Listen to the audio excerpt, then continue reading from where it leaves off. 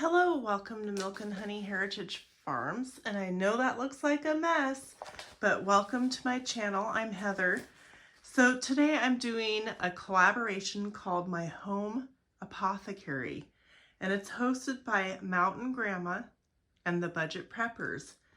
So what it is it's a collaboration put on by a bunch of different channels who are showing different ways that these channels people are doing home apothecary to give you ideas of different things to help keep them healthy, you know, things of organizing, all kinds of things on home apothecary.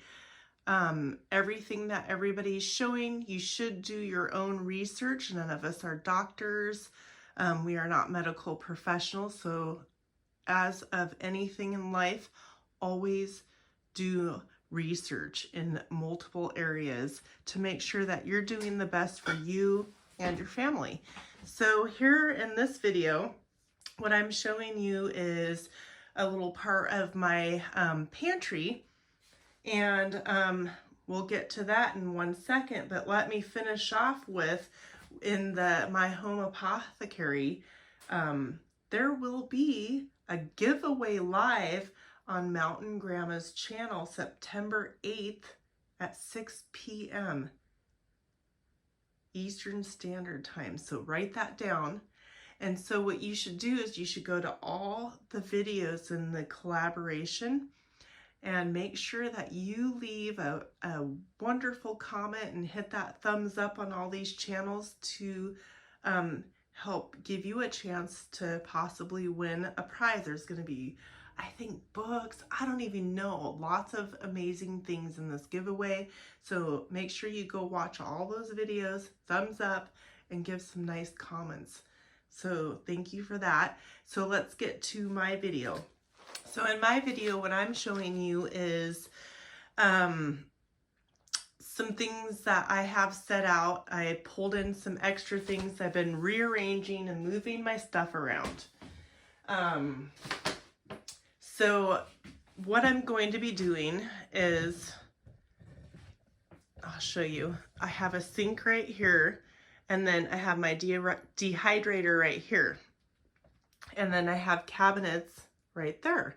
So I was having all my dried herbs, dried fruits, dried all kinds of things for teas and all kinds of stuff, all on my counter space. Well, now I'm wanting to reorganize it and replace, like move it somewhere else, so that way I can put some of my milking supplies for milking my cow here, and I have the sink so that I can utilize the space more. So I'm probably going to use that part and the cabinets above. And I also have some jars of stuff on the top. You always want to, I'm just giving you guys some ideas of what I have done. You can do better labels. You can do different types of jars. So I've set some of the bigger jars up on top because I do have that space above the cabinet, which is useful. So if you have that, use it if you can. Okay, so then let's go over what all the rest of this is. So I have, let's see if you guys can see. I'll show you in my cabinet. I'm going to show you. Okay, so what I have in my cabinet is a few random stuff, a few aroma blends, a few essential oils, some stationery, honey, some empty bottles for things that I may need. So some home apothecary stuff going on here, some elderberry tinctures, some more like party birthday stuff. So I want to get all my party birthday stuff out of here and move the rest of my stuff up in there if it'll fit. I don't think it's all gonna fit. I'll probably have to have some storage down below or whatnot, but that's not the point. The whole point of this video is to give you guys some ideas of some things that you might want to have for your setup. So I have I collect a little bit here and there when I'm out and about, different little tea balls that you can use when you want to do teas. So that's an idea. This one's pretty old. And it just kind of, it's hard. Oh, there we go. It's hard to snap with one hand. And just different tea balls. So that way, if you like to drink tea, you have several options. Having some pippets. I said pipettes. Pippets. To use to add like syrups and things like that to teas or whatever, your water or whatever that you are drinking. I have a little bit of chamomile for tea. But anyway, so I just always have like different random tapes, things to write with, paper, scissors, so that way I can label my jars, and you can label them as pretty or not as you want. Just make sure you label them. I've got also like these little dissolvable labels that you can, I think you can still get them at the store, but you can, I mean, you can be very creative. You can use index cards, stuff like that. Sometimes just pieces of tape on your jars. Here's some other ideas I'll show you. I've got like from the dollar store, some painter's tape that you can use to label things. I got this, which is, well, I put a stapler in there. I have a stapler as well, so if you want to staple an index card or something. I have a stapler. I have some seeds that I'm getting ready to go out in here. But these are just like different sizes of Post-it notes.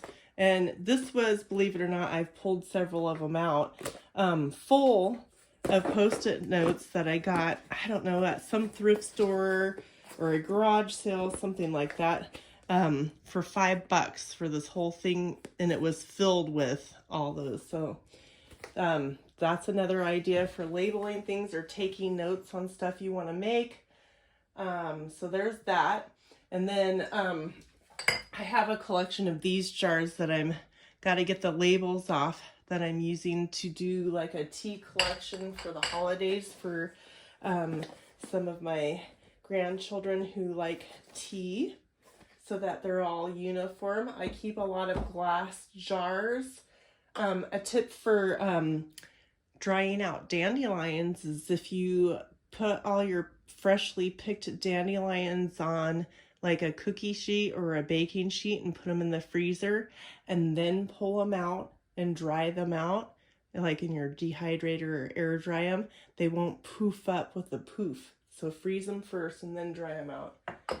But I've got all kinds of stuff going on there. Sometimes I use little cardboard boxes to dry stuff out. I've got calendula and a couple varieties of lavender that I dry out that I can use for teas.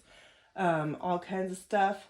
In your home apothecary, you can also have, of course this isn't organized right now because I just pulled all this stuff so that you guys can get some ideas of things that you might want to have in there. Having a variety of books. Some books don't have all the different herbs and things that you're looking for. Sometimes you might want more information. So here's a few of my books that I have. But I'd recommend whenever you're out and about shopping and you see something that's not too expensive, pick it up, because there might be a little more information or whatnot in different books that you find. Also, I placed here, if you make your own like chapsticks or lip balms, you can have your beeswax ready to go. This is a microplane grater. If you need to have smaller amounts when you're using it. I have some organic shea butter and like the stuff to which side did I open this from?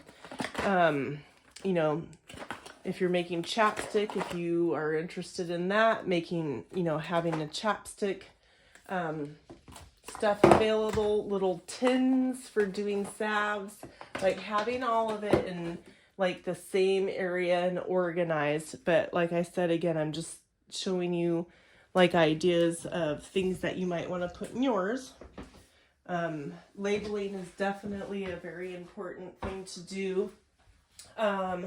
Let's see what else. I've got a variety of silicone molds, because sometimes I will make gummies with elderberry tincture and stuff like that. Okay, so let's talk about different ways to dry your herbs. So you can dry your herbs in an oven on a very, very low heat. You want to make sure that you watch it all the time. You can use a dehydrator. You can also air dry. And I have this, what was it? I think it was for like stuffed animals or something for my kids. And they don't have those anymore. So, so you can just hang this up on a bar, like in the closet or on a rack or off your cabinet handle. And you can put a bunch of herbs to dry in something like that. So you can also find maybe those at garage sales online or thrift stores. Also, I have a rack here that's got quite big gaps that I wouldn't want to dry herbs on. But I also have like this smaller mesh that I put over it. I can use that. I do use quite a lot of boxes or what else do I use? Lots of baskets to dry things out. This is some mint that I'm currently jarring up. What else could you dry things out? Just make sure that you lay them flat and things aren't piled on top of each other when you are drying them out. So that's an important thing. And labeling. What else? I don't know. So I just kind of wanted to share with you guys just some ideas of some things that you might possibly want in here. Some jars. I mean, you can go and buy, you know, expensive jars. Sometimes restaurants will get pickles or something in these big giant glass jars. This isn't dirty. That's just the chamomile sticking to the sides. But you can get these big jars from them sometimes if you ask, or restaurants or something like that. It doesn't hurt to ask. You know, your tape, index cards. If you're going to use some sort of a grinder, make sure you use your grinder for, you know, you clean it really well before you use it. This is some elderberry powder that I can add into something if I want to. Just all kinds of stuff. Yeah, so I think that about does it. I think I've gone over, you know, some options that you guys can have in your area, like reusing glass jars from different things that you may eat in your home, or collecting jars from someone else. Just remember that as far as we know in America, you cannot can in these jars, okay? But you can store dried items. Make sure your items are fully dry before you store them. That's very important.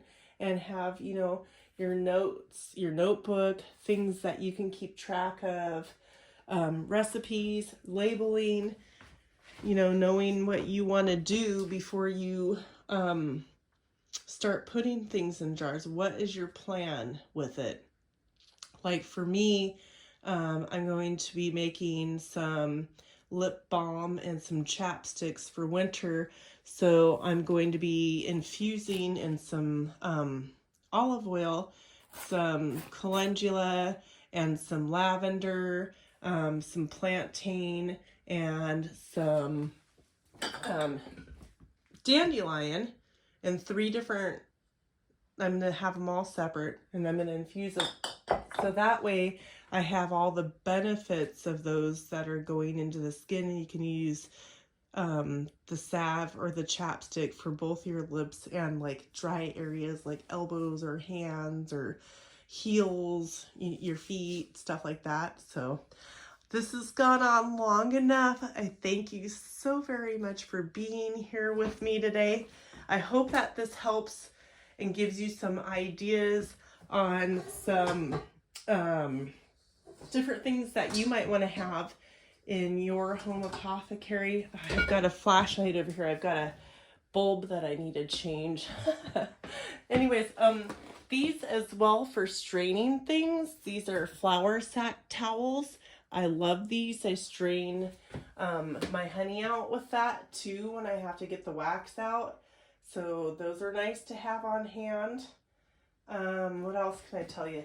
Sometimes if you have neighbors or friends that have some really cool looking bottles, I started putting some dandelions in this bottle. I thought it would look really cool. I got to get the label off, but I thought it was really a cool bottle. But yeah, so there you go. I've got honeysuckle. I've got all kinds of stuff. I mean, whatever it is that you want to put. I even have some corn silk that you can make tinctures out of. So I've got all kinds of stuff. Oops. But you've got to have like a plan of what you want to use them for. Don't just start drying things out and collecting them. Like, know if you want to use them for teas or tinctures or salves or whatever it may be, or adding to, you know, drinks or foods and things like that. So once again, I thank you so much for being here on Milk and Honey Heritage Farms. Please give a thumbs up, like, and share. Leave me a wonderful comment. That would be amazing. And make sure you stop by all the other channels that are involved in this collaboration and make a comment and a thumbs up over on their channels. And we'll see you at the live giveaway. Let me make sure I get the date right. September 8th at 6 p.m. Eastern. So on Mountain Grandma, on Mountain Grandma's channel live on the 8th. So I can't wait to see you there. Have fun, and I hope that you enjoyed this video, and thank you so much for being with me. And there's my flashlight going off. Have a wonderful day, and we'll see you on the next one.